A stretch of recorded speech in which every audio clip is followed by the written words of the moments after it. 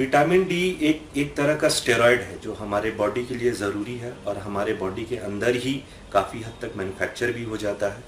कई बार ऐसा ज़रूरत पड़ता है कि हम बाहर से दूसरे फॉर्म ऑफ विटामिन डी वो लेना पड़ता है हमें, अगर बॉडी के अंदर हमारे कमी होती है। तो ये एक तरह का स्टेरॉयड है और हमारे बॉडी के अंदर जो विटामिन डी के फॉर्म्स होते हैं उनको D2 या D3 के नाम से जाना जाता है।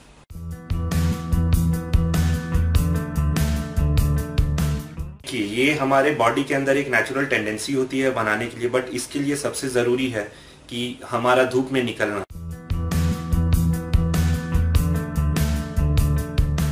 विटामिन डी डेफिशिएंसी के कारण जो हम देखते हैं कि लो बैक एक का प्रॉब्लम है, बैक में पेन होना, स्पाइन में पेन होना, बोन में पेन होना, मसल वीकनेस होना, तो ये सारे विटामिन डी डेफिशिएंसी के कारण होता है।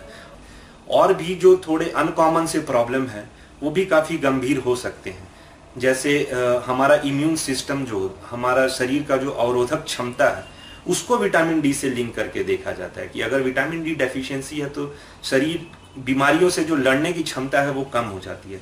इसमें क्या होगा, आप देखेंगे सर्दी जुकाम जो है वो बहुत जल्दी होता है आदमी को, और काफी जल्दी होता है जो कि नॉर्मल नहीं है। या फिर HIV वायरस का एक्विजिशन, इन्फेक्शन होने के चांसेस भी, अगर विटामिन डी डेफिशिएंसी है तो ये देखा गया है कि HIV होने के चांसेस भी काफी बढ़ जाते हैं। तो अगर प्रेग्नेंट माताएं हैं, अगर उनमें विटामिन डी की डेफिशिएंसी होती है तो ये देखा जाता है कि जब डिलीवरी का समय आता है तो हम कॉमन टेक्निकल टर्म में उसको प्री एक्लैम्पशिया बोलते हैं, जिसमें डिलीवरी के समय में माताओं को झटके आना शुरू हो जाते हैं, कन्वल्शन आना शुरू हो जाता है, और जो बच्चे होते हैं वो भी कई बार लो बर्थ वेट होते हैं या छोटे बच्चे निकलते हैं। तो ये बोन के अलावा, हड्डियों के अलावा ये सारे नुकसान हैं जो विटामिन डी डेफिशिएंसी से हो सकते हैं।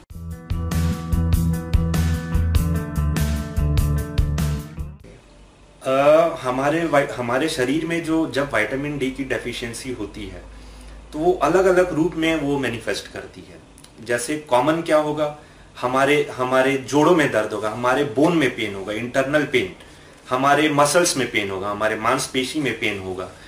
ये क्या करता है, ये हेल्प करता है हमारे इंटेस्टाइन से, हमारे अंतड़ी से कैल्शियम को अब्सॉर्ब करने में। कैल्शियम, फास्फोरस, जिंक, आयरन, और ये सबको पता है कि कैल्शियम हमारे बोन के लिए, हमारे हड्डियों के लिए, मांसपेशियों के लिए बहुत जरूरी है। मांसपेशियां जब कॉन्ट्रैक्ट करती हैं या सिकुड़ती हैं तो उस समय कैल्शियम का होना प्रचुर मात्रा में बहुत जरूरी है।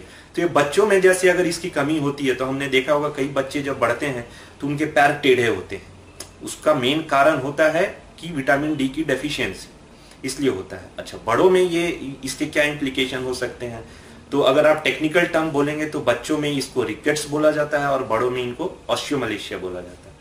ऑस्टियोमलेशिया में आप देखेंगे एडल्ट फॉर्म में हमारे कोलू का जो हड्डी होता है ये बहुत कॉमनली टूटता है, ये कैल्शियम डेफिशिएंसी के चलते होता है। और दूसरे क्या प्रॉब्लम्स आ सकते हैं, हमें चलने में कठिनाइयां आ सकती हैं जो मसल वीकनेस के चलते आती हैं। तो ये सारे कॉमन प्रॉब्लम्स हैं।